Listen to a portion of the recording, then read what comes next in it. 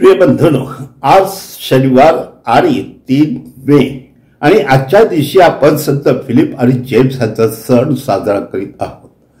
आणि आजच्या दिवशी आपण जेव्हा संत जेम्स कडे पाहतो तेव्हा तो संत जेम्स हा योहानचा भाऊ नाही, तर तो दुसरा अल्फीचा मुलगा म्हणून त्याला आपण ओळखतो। परंतु माझ्या प्रिय मित्रांनो, संत फिलिप ह्याच्याविषयी आपल्याला बरंच काही माहिती आहे आणि बायबलमध्ये त्यांच्या काही गोष्टीची नोंद आहे। आणि त्यानुसार आपण पाहतो की संत फिलिप आणि येशू यांचं जवळचं नातं होतं। आणि ज्या वेळेला त्याला नथानेल भेटतो, त्या नथानेलला तो येशूकडे आणतो आणि सांगतो की आम्ही नाझरेथकर येशूला, जो तारणारा आहे, ज्याच्याविषयी मोशेने त्याच्या पुस्तकात लिहिलेला आहे, तो तारणारा येशू आम्ही पाहिला आहे, त्याला आम्ही भेटलो आहोत।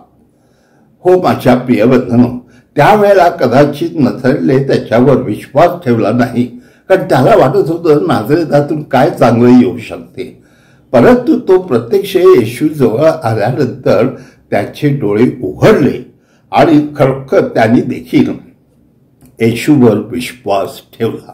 हो माझ्या प्रिय बंधूंनो, हा संत फिलिप ज्या वेळेला प्रभू येशू ख्रिस्ताच्या सानिध्यात येतो आणि येशू आपल्या पित्याविषयी बोलत होता, त्यावेळेला फिलिपला देखील उत्साह होता आणि त्याला देखील वाटलं की आपण येशूला पाहिलं आहे, आता आपण पित्याला सुद्धा पाहावं। आणि म्हणून त्याने येशूला सांगितलं, आम्हाला पिता दाखवा। आणि त्यावेळेला येशूला आश्चर्य वाटलं। येशूने त्याला सांगितलं, तुम्ही मला पाहिलं असेल तर तुम्ही पित्याला पाहिलं आहे, कारण पिता माझ्यामध्ये आहे आणि मी पित्यामध्ये आहे आणि आम्ही दोघे एक आहोत आणि पिता जे सांगतो ते मी करत असतो। हे सगळं येशूने जेव्हा सांगितलं तेव्हा त्याच्या डोळ्यात थोडासा प्रकाश पडला। हो माझ्या प्रिय बंधूंनो, फिलिप हा येशू ख्रिस्ताच्या सानिध्यात असताना बऱ्याचशा काही घटना घडलेल्या आहेत। परंतु ज्या वेळेला एक मुलगा असतो, कारण येशू ज्या वेळेला एका प्रसंगात असताना तिथे हजारो लोक आले होते आणि येशूने फिलिपला सांगितलं की ह्या सगळ्या लोकांना आपल्याला जेवण देता येईल का? आणि त्यावेळेला फिलिपला देखील आश्चर्य वाटलं, ह्या लोकांना देण्यासाठी केवढे पैसे पाहिजेत? आणि म्हणून फिलिप सांगतो की 200 शेकेल सुद्धा ह्याला जेवण पुरणार नाही। आणि तेव्हा त्याला वाटलं की येशू आपल्याला जेवण आणण्यास सांगत आहे, पण येशूला माहिती होतं तो काय करणार आहे। आणि म्हणून येशूने त्याला सांगितलं की तुझ्याकडे काय आहे?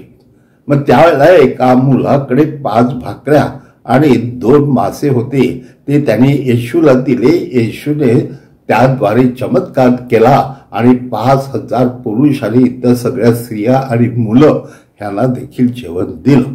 हो माझ्या प्रिय बंधूंनो, हे जेव्हा फिलिपने पाहिलं तेव्हा फिलिपचे डोळे अधिक उघडले की हा खरोखर साक्षात परमेश्वर आहे, हा पिता आणि पिता ह्याच्यामध्ये आहे, हे सगळं त्याला त्यानंतर कळलं।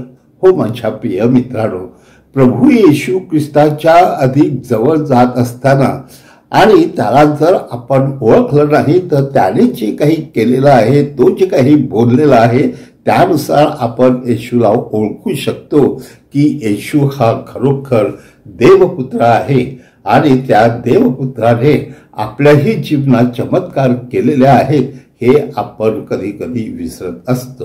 हो माझ्या प्रिय मित्रांनो, संत फिलिप आणि जेम्स ह्यांच्याविषयी आपण बरंच काही ऐकलेलं आहे।